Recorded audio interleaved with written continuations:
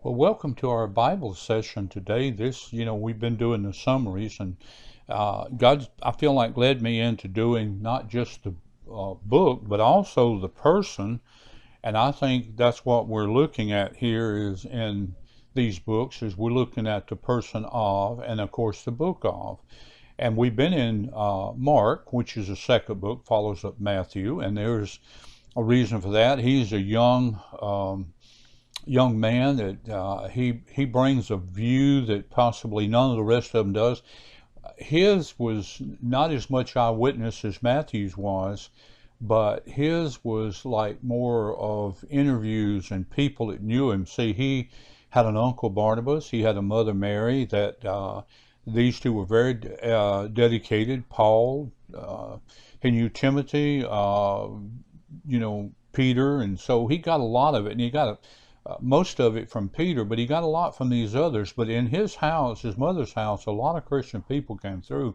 So it wasn't like he was an eyewitness to everything, but it was like he spoke to people that actually knew what was taking place. So it's credible, is what I'm saying, is his writing. Now, there's one thing about him, and some of the points that Matthew touches on, and Dr. Luke, and maybe even John, but Mark will go into depth in some of those, and so he gives us a little bit more of a picture when it comes to some. Now, we start out where they had had a difficulty, but years later, after he and Paul, he sort of walked away, if you will, and Paul did not want him to come back, but he was with Paul, who called him his fellow worker as Philemon, and chapter 1, verse 24. And at the very close to the end of Paul's life, Paul sent a request to Timothy from a Roman prison, said, "Get Mark and bring him with you, because he is helpful to me in my ministry," as we see in 2 Timothy 4:11. So obviously, John Mark had matured through the years and had become a very faithful servant of the Lord. Now, Paul recognized his progress and considered him a valuable companion. Now, John Mark wrote the gospel that bears his name sometime between AD 55 and 59, supposedly, and what most references to him and what he was doing at the time. There could be a veiled reference in John Mark to John Mark in Mark 14:51 through 52. You see, in that passage, he speaks of a young man that roused from sleep on the night that Jesus was arrested, attempts to follow the Lord, and the mob who had Jesus in custody attempts to seize him. Well, this young man, of course, escaped in flight. Now, we don't know for sure because there was never a hardcore saying this is who it was. But the fact that this incident was recorded, especially in Mark's gospel, and the fact that the young man is anonymous, led a lot of scholars to believe possibly that the fleeing young man actually was John Mark himself, which could possibly be.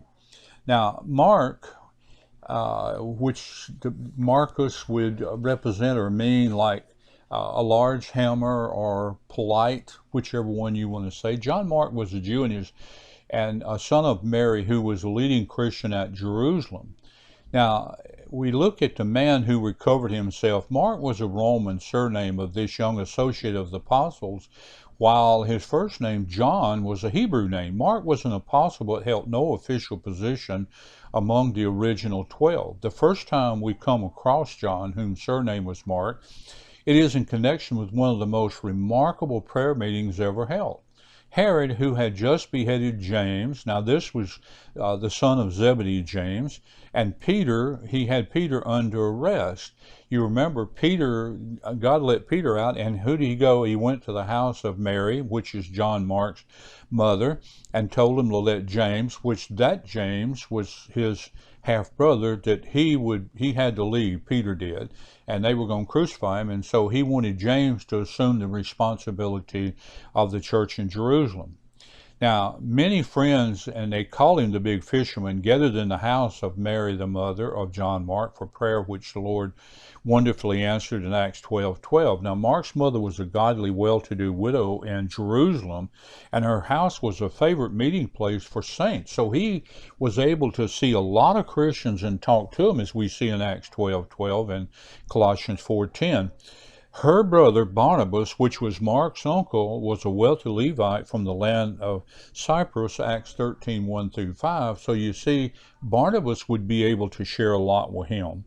Now, in Barnabas, Mark had this wonderful and gifted friend and a counselor, it tells us in Acts 11:24. Now, while we're not told how or when Mark became a disciple of Christ, it is evident that he owed his conversion to Peter, since the apostle spoke of him as Marcus' son in 1 Peter 5:13, would lead the scholars to believe that Peter was the one that led him there.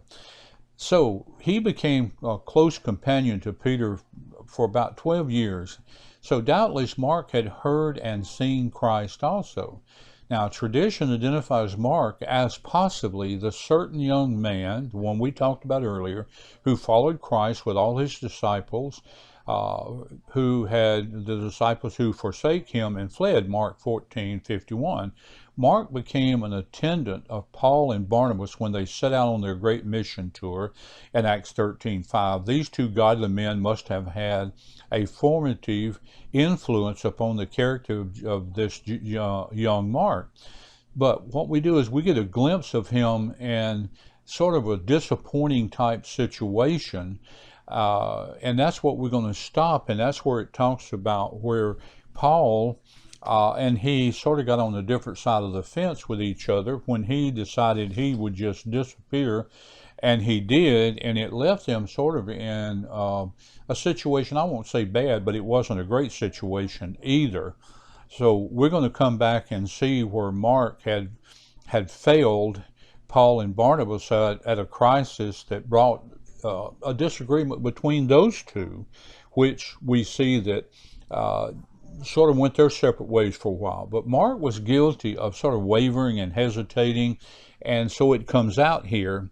But it could be possibly maybe the fear that what was going to start, or what was about to come in front of them, was what was about to start, I should say.